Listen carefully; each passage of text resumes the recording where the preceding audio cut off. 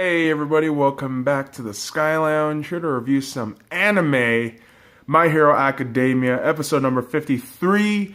And in this week's episode, we are introduced to all these new fucking schools because the provisional exam arc has officially started. Well, technically officially started, but the provisional exams have started, and now we are seeing what the test entails, how the test is going to be in the first round, all that shit. And in terms of the highlight of this episode for me was the introduction of all these new characters and how they're interacting with the old ones. I mean, i.e.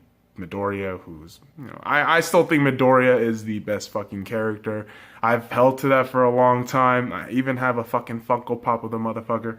But great thing about this is they introduce all these new characters, and to say they're interesting is an understatement. I like the guy who fucking pounded his head down doing a Japanese style bow and fucking bleeding on his forehead. So I'm thinking, man, this is already entertaining as shit. So new characters get introduced.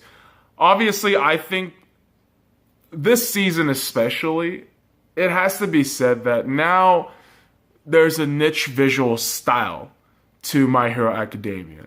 So how I relate it back to actual comic books, like back in the 1990s, like late 90s, like 99, early 2000, 2001. I read a lot of comic books back then, and they had a series of Iron Man, graphic novels and comic books where there was a certain style to it, and you knew it was a Marvel. You knew it was a Marvel comic book, and this is kind of the same thing My Hero Academia does now, where visually and, artistically, it has that style now. It is officially that style. And credit goes to the creator of the manga series, and I'm not going to lie to you, I completely forget the name in my head because I'm an idiot.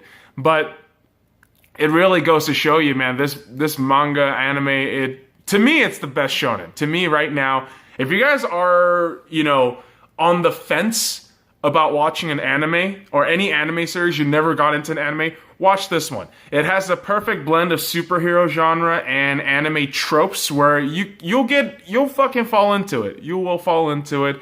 And I think in terms of shonen anime, this anime probably does its best to in terms of storytelling and character development. I think there's not a lot of other animes like it, in my opinion. But this week's episode was another fantastic episode. Just introducing new shit and just taking us on this ride of constant entertainment. And I think season 3 definitely deserves some credit for just stepping it up almost every episode. And yeah, so let me know what you guys think. Comment, subscribe, all that shit. And until next time, fuck off.